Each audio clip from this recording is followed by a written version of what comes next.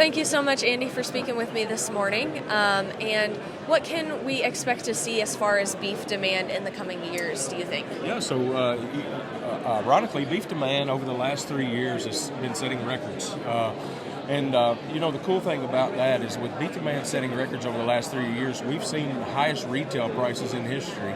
And I think that's really a testament to what the checkoff's doing to promote beef.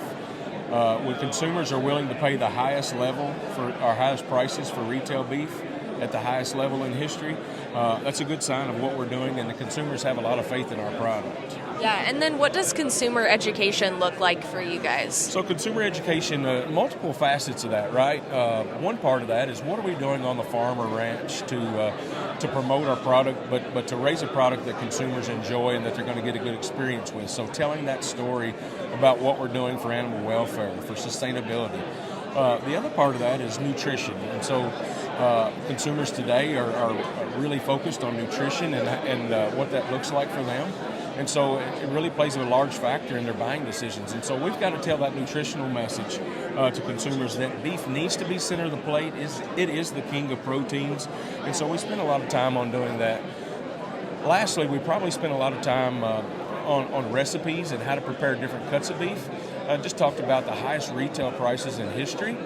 So consumers feeling a little squeeze at the grocery store right now financially. Right. So what are some different cuts that we can utilize that can allow you to still be able to purchase beef, but maybe utilize a different cut and have a good eating experience still? So those all three things are what we're doing to check off dollars to promote beef, but help that consumer feel comfortable in their buying decision.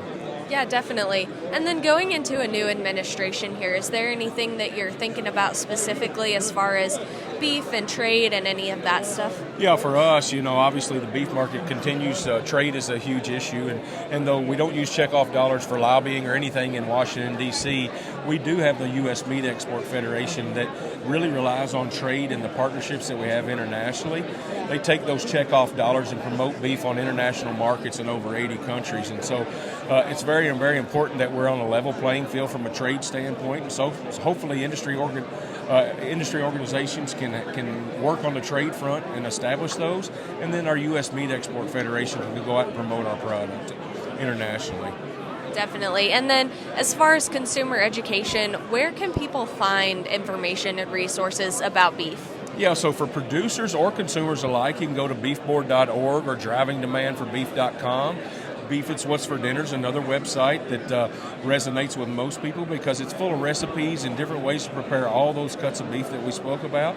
And so drivingdemandforbeef.com or beefitswhatsfordinner.com, either one of those is your go-to source. Okay, perfect. And then one last question. What's your favorite recipe for beef? My favorite recipe is just, honestly, recently, a ribeye steak in an air fryer. And I get a lot of flack for that from my Cattlemen friends, but the ribeye steak in an air fryer is quick, it's easy, and it tastes just as good as a grill. Well, perfect. Thank you so much for speaking with me. Absolutely. Thank you.